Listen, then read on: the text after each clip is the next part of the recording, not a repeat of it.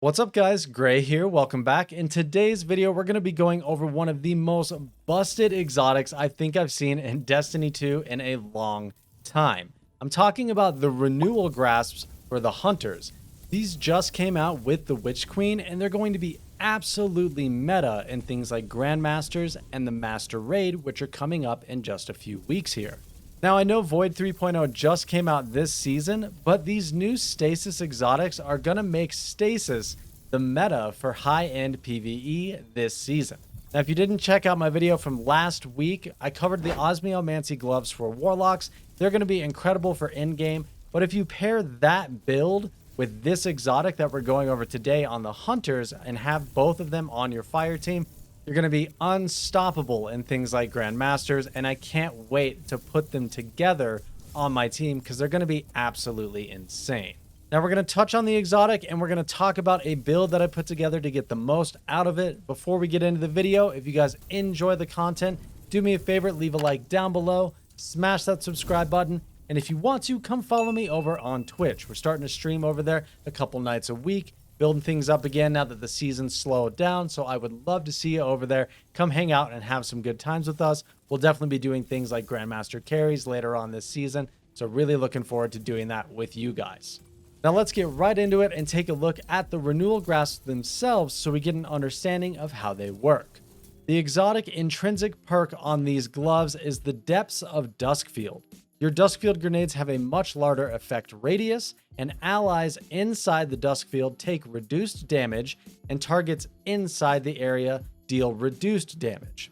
So what that means is if you're standing inside the Duskfield, you will take less damage, and if there's enemies inside the Duskfield, they will deal less damage. So you can sort of wombo combo that. If you throw it down in a pack of mobs and you're standing there, they will hit you for less, you will take less damage, and it's just a nice stacking effect to make you take way less damage from everything as long as you're inside that Duskfield. Now we can combine that with a ton of things with the Hunter Stasis subclass to really take this thing to the next level. Starting off with the aspects themselves, we're going to want to take Touch of Winter. This makes it so our Glacier, Duskfield, and Cold Snap grenades have enhanced functionality. With the Duskfield grenades, it's going to increase the size of the Duskfield again and create a small stasis crystal on impact. Now this sort of doubles down on what the exotic already does. So our Duskfield is going to be even bigger, and it's actually going to spawn a medium-sized crystal because it's stacking with the exotic. Definitely take this aspect because it's just buffing our Duskfield. It's going to make it easier to stay inside of it and cover more ground when we're trying to debuff a bunch of enemies. We're going to combine that with the Grim Harvest aspect. Anytime we defeat a slowed or frozen target, it will create stasis shards, and those shards will grant melee energy when picked up by you or your allies. We're going to double dip on these in a minute when it comes to the mods. Now let's take a look at the fragments as well. We have 5 slots here, so we have a lot to go over. The first one we're looking at is Whisper of Chains. While you are near frozen targets or a friendly stasis crystal, you take reduced damage from targets. This stacks with everything else that's going on. We're going to be standing inside of our Duskfield, getting damage resistance from our exotic, and that'll stack with Whisper of Chains for even more damage reduction. We're going to take Whisper of Durance, which makes our Duskfield grenades last even longer, so that's going to give us even more uptime on all of this. We'll take Whisper of Shards. This one's very important. Shattering a stasis crystal temporarily boosts your grenade recharge rate. Whenever we're about to leave our Duskfield or we're moving out of it, you want to make sure to break the crystal in the middle because it's going to give us 5 seconds of huge grenade recharge so we can always have our grenade. We will take Whisper of Torment so we gain grenade energy every time we take damage. And finally, we'll take Whisper of Conduction, which makes it so those stasis shards will float to us. It sort of tracks to our position. You can sort of mix and match some of these, but Whisper of Shards is going to be extremely important. You need Durance and Chains, absolutely. You can sort of mix and match with the other two on the end here. So now that we've gone over the exotic and the subclass, let's talk about the mods we want to run with this to get the most out of our grenades and have them up 100% of the time. This is really nice because it's super simple. The mods are really easy to set up for your character. The first one you're going to need is going to be Elemental Shards. This is a 2-cost stasis mod that makes it so stasis shards count as stasis elemental wells. So every time we pick up those shards that we're creating, that will count as a stasis elemental well. We're going to combine that with elemental charge. So every time we pick up a stasis shard, it's going to count as an elemental well and give us charged with light. And because it matches our subclass, we will get 2 stacks of charged with light. Now it's very straightforward from here. On the rest of our gear, we are running firepower on every single piece. You can see I have it on my chest, my legs, and my cloak. This mod makes it so when we are charged with light and we throw our grenade, it gives us a big portion of grenade energy back, and it does stack. So having 3 copies of the mod is going to give us 50% of our grenade back every time we throw our grenade when we're charged with light. So as long as you're throwing this near a pack of mobs, they're going to get slowed. You can defeat them, which will create a stasis shard. You can pick that up to always stay charged with light and always be proccing firepower. Now that's going to give you 50% of your grenade back for free. And earlier, like I mentioned, we're taking Whisper of Shards. So if we break that crystal that's in our dusk field, it's going to give us that nice recharge and bring us the rest of the way to give us our grenade back. You can see I'm testing it out here. As long as you're charged with light, you basically have permanent uptime on your grenade.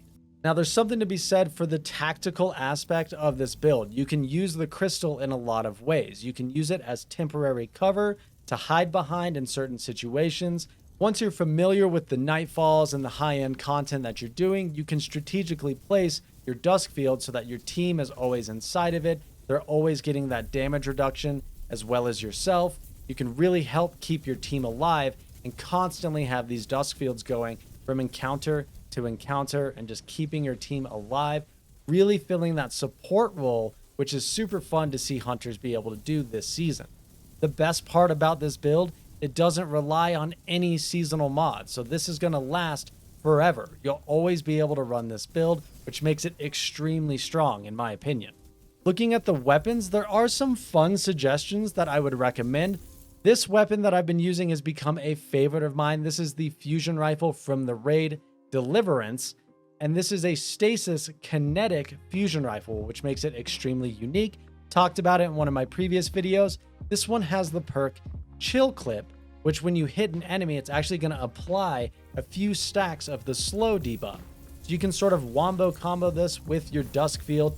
You can hit them with the fusion, slow them, hit them with the dusk field, and freeze them, and vice versa. You can do this a number of different ways and always be slowing enemies as well as getting them trapped in that dusk field. It's a really fun perk to combo with a stasis subclass, and I'm really enjoying it this season. In that same slot though, if you're running high-end content, you might swap this out for my favorite weapon this season, Arbalest. This thing is coming in clutch. It has intrinsic anti-barrier, great for things like match game because it can take down shields of any type. It's a really great kinetic weapon to have on your character all the time this season. As far as our primary goes, you can use whatever you need. We're not tied down to any element with this build, which is another huge plus.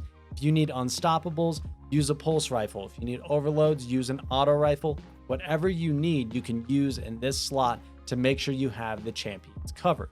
When it comes to the heavy slot, it's really up to you. Whatever you want to run. You could use something like Reed's Regret, which is another stasis weapon, sort of play into that stasis power fantasy. You could use Gallarhorn if you're not using your exotic slot. I'm really loving the Palmyra B. I crafted this one with lasting impression and auto loading. This is great for boss damage and single target damage. Definitely not one to sleep on. I really love this thing. This can also get Chill Clip, which can be kind of fun to play around with as well. As far as the stats, of course, it's a grenade build. We're going to want to go with 100 discipline if you can get there, but really it's not needed. If you're able to pull off the build, if you can get the charge with light going and you're throwing out those grenades and breaking crystals, you'll have plenty of grenade energy. But the closer you are to 100 discipline, the better. It's just going to make things more fluid. You can see I am painfully at 99 recovery. I couldn't bring it upon myself to masterwork this crappy exotic that I got from the campaign. Hopefully when I get a better roll, I'll masterwork it then. But that's what I would recommend next, would be speccing into recovery. That's going to help keep you alive. You can take cover behind that stasis crystal, keep yourself alive, Now, you're not going to be indestructible with this build, but you're going to have massive damage reduction.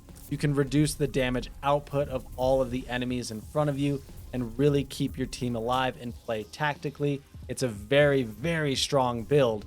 I think it's funny how Void 3.0 is all the hotness this season, but these Stasis Exotics on the Warlocks and Hunters are going to make them absolutely meta in Grandmasters this season. I really want to make it so my team can run Osmiomancy Warlock and Renewal Grasps Hunter along with like a Void Titan. I think that's going to be an amazing loadout this season for your team. You'll be indestructible, freezing and slowing everything and just keeping everyone alive. It's going to be really, really strong. So I wanted to get these videos out to you before those things come around so you have time to put the build together and try it out and get familiar with it. Let me know what you guys think of the build. If you've gotten your hands on these exotics, let me know what you think of them as well, because they are insanely powerful. Thank you guys for stopping by, and I will catch you in the next one.